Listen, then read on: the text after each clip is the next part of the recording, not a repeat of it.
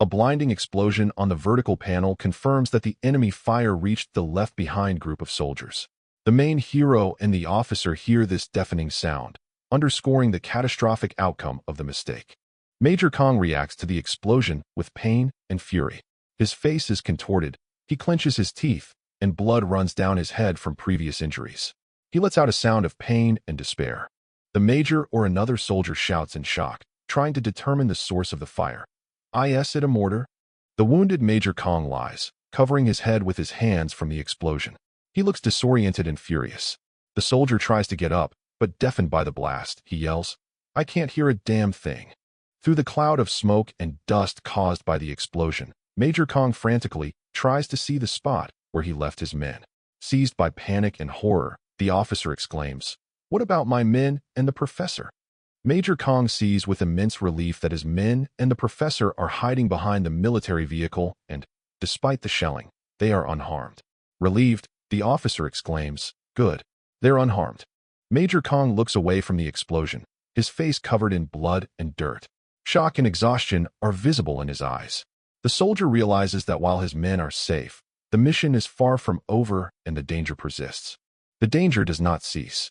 A group of enemy militants fires intensely with a mortar and small arms, causing powerful flashes near the hero's position. It is clear that the attackers are ambushed and well prepared. Kong rises from behind cover, his face filled with fury and determination. He quickly assesses the situation, and his gaze is full of danger. The soldier is ready to defend his men, despite his injuries. Major observes from cover the masked operative, who, despite the shelling, remains in position and fires at the enemy alone. The officer, impressed by his skill and courage, asks himself, "He's still fighting back by himself?" The masked operative bravely returns fire, concealed in a cloud of smoke and dust. He does so with masterful precision, firing a long burst from his rifle to suppress the enemies. The yellow flare from the muzzle flash illuminates his resolute face and eyes. A close-up of Major Kang's face shows his bloody wounds and deep concern. He looks straight ahead, apparently towards the operative who continues the fight. His eyes are wide open, and his expression reflects the rapidly mounting tension. Major Kong sees his rescuers face up close as he continues to fire. The officer is stunned that the operative's mask conceals an overly young person. He exclaims, disbelieving his own eyes, "He's just a kid." The story time rapidly jumps forward. 6 months have passed. A blue sky and bright sun illuminate a modern, large university or school campus. Life has returned to normal, and students walk carelessly in front of the building. Students sitting in class turn around as a new student or another character enters the room. The girls react excitedly to his appearance, whispering to each other. One of them says, "OMG, he's hot." The student who attracted the girls' attention sits at the desk, looking skeptically to the side. He leans in, supporting his head with his hand, and contemptuously asks, "Who the hell is this bitch?" A close-up shows the face of another student, likely the recipient of the arrogant outburst. He is staring intensely at the main student, his brows furrowed, and his mouth slightly open in outrage or shock at such rude behavior. The teacher stands before the class, and next to her is the new student. She smiles and announces to the students in the class, "We have a new student joining us today." The new guy, in his school uniform and with a backpack, looks reserved and calm. The new student smiles pleasantly at the class. His appearance contrasts with his calm demeanor. He introduces himself, addressing those present. "Nice to meet you.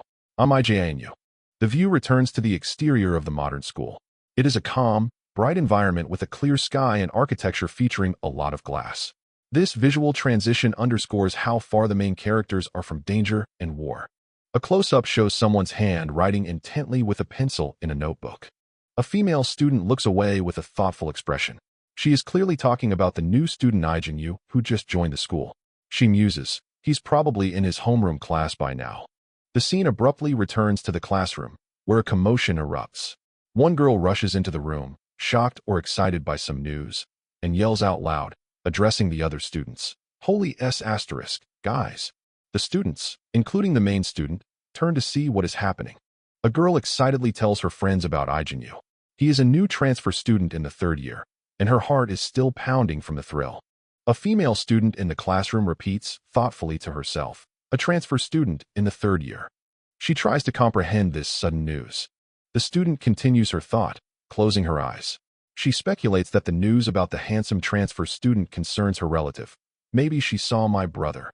A close-up shows the student's face with a slight blush. She dreamily looks away, clearly imagining Ijin Yu, underscoring her excitement. A close-up shows someone's hand writing on the paper, "My brother." This inscription confirms that the student's thoughts are focused on Ijin Yu, to whom she is related. Ijin Yu, I believe my brother died in the plane crash with my parents. This explains her reaction. Against the backdrop of a spectacular plane takeoff, text appears revealing the main intrigue. I never dreamed that he would return after 10 years. This confirms that Ijin Yu is the missing brother. The scene shifts to an official space, the immigration office. It is a clean, modern room with the sign, Immigration Office, hinting at Ijin Yu's official return. A close-up shows the young girl's face in a sweater, her eyes wide, and her expression reflecting shock or disbelief. This is her emotional reaction to her brother's return. An unfamiliar person gently holds Ijin Yu's face, looking the boy directly in the eyes. This is a touching yet tense moment of reunion. The elderly man, guardian or relative, his face contorted with tears, cries out in relief, "It's you. You're alive, and you were alive all these years." The elderly man tightly embraces Ijin Yu in a suit, expressing his joy and relief. The student, sister, watches the reunion in astonishment. Ijin Yu, the brother, stands in a suit during the hug, his gaze troubled and tense. His face reflects complex emotions after returning. Close-up of the girl's face shows her shocked state. She flinches, her eyes wide, as if struck by a thought or a memory of the past. A close-up shows Ijin Yu's lower face. He maintains a neutral, reserved expression, which sharply contrasts with the emotions of the people around him. Ijin Yu finally lets go of his restraint and smiles gently, tilting his head. His expression becomes warm and friendly for the first time during the hug. Someone's voice tries to snap the girl out of her stupor, exclaiming, "Wake up, Dayan." This emphasizes her deep immersion in emotional shock from the reunion. The student scolds Dayan for her distraction. "Stupid B***. Do you have any idea how many times I shouted your name?" Dayan apologizes. The student addresses Dayan again, demanding, "Bring me your gym uniform later. You brought it, didn't you?" Dayan asks her friend in surprise, who requested her gym uniform. "I did, but then what am I supposed to wear if I give it to you?" The blonde girl smiles mockingly. Her expression and quiet laugh, snicker, emphasize that she is teasing Dayan about her naive question. "What did you just say?" This indicates danger for Dayan. Dayan and her friends stare with shocked expressions at the girl who just voiced the threat. They are frozen by the unexpected tension. "Don't talk back to me. Be ******. This clearly indicates her malicious intent and pressure. Slaps Dayan across the face, exclaiming, "That's your godd** problem, not mine." Dayan is shocked by this act of aggression and contempt. The friend with a mocking laugh, snicker, voices a complaint. "I've been too nice to you recently, haven't I?" This demonstrates her domineering nature. Dayan's friends look shocked and concerned, watching the blonde girl mistreat Dayan. Dayan hides her face, frightened. "Maybe a good beatdown in front of everybody will put you back in your place." This is a clear threat of public violence. Dayan remains silent with her head bowed, hiding her emotions. Sad and upset, she complies with the cruel demand, unable to respond. A sign on the wall, above the students' heads, displays 3-2. This number seals the room where Dayan has just received a cruel threat. The teacher announces to the class, "We have a new student joining us today." Ijin Yu stands before the class, his gaze reserved and neutral. The teacher informs the class about Ijin Yu. "He's been living overseas for a long time, so I'll be counting on you all to help him get adjusted." Ijin Yu stands beside her. The students look at the new student with admiration. The girls at their desks whisper, "OMG, he's hot," captivated by his looks and style. One of the students, leaning back in his chair, intently stares at Ijin Yu. His confident expression and defiant posture convey clear dislike. One of the students in the class attentively watches the approaching confrontation. His cautious gaze and worried expression reflect the tension in the classroom. The teacher instructs Ijin, "You can take the empty seat in the back." He quietly replies, "Yes, ma'am," accepting his new place in the classroom. A close-up shows Ijin's feet in white socks and comfortable slides, slowly stepping towards the back row of the class. Ijin Yu takes it towards his seat. His gaze stops on a boy with curly hair and a tracksuit, who sits with an indifferent expression. The curly-haired boy sneers angrily. What's so good-looking about this F*******? Just looks like a little b*** to me. His voice sounds menacing and contemptuous. The boy to the left calls him by name, Jae-hyung.